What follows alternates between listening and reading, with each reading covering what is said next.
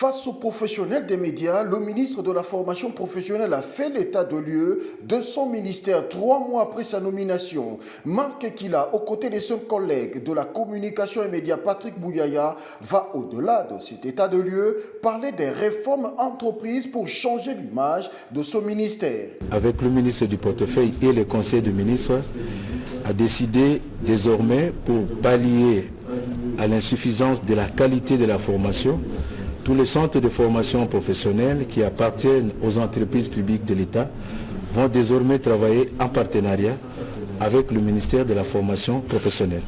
Parce que là, nous avons le profil de formateurs dont on a besoin justement dans le monde de l'emploi. Nous avons également constaté que l'attribution, l'agrément de centres de formation se faisait un peu pas dans les normes. Et nous avons rapidement instauré une commission d'agrément pour passer au peigne fin et éviter ainsi toute complaisance. Parce que la formation professionnelle, comme nous le disons, c'est un levier important pour le développement du capital humain et il faut être très sévère.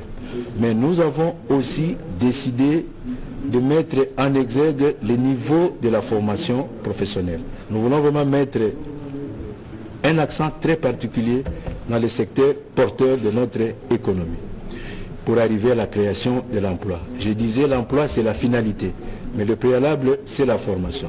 Je prends par exemple le cas du mining que nous avons dans le Grand Katanga.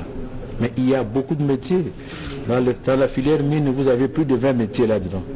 Mais quand vous regardez tout ce qui travaille dans le mining, même dans le métier réservé aux Congolais, ce sont les étrangers. Et pourtant la formation elle est là. Mais il y a la problématique de titrisation. Il y a aussi ce que nous voulons mettre en exergue, Excellence Monsieur le Ministre, c'est l'aspect reconversion professionnelle. La reconversion professionnelle fait défaut dans notre pays. C'est pourquoi nous avons les administrations qui sont toujours remplies et les jeunes qui n'arrivent pas à accéder à l'administration. Parce que nous n'avons pas mis encore en place une politique de reconversion professionnelle. Cela va dire que dans les années à venir, la formation professionnelle, secteur porteur d'espoir pour le président de la République, va changer l'image de la République démocratique du Congo.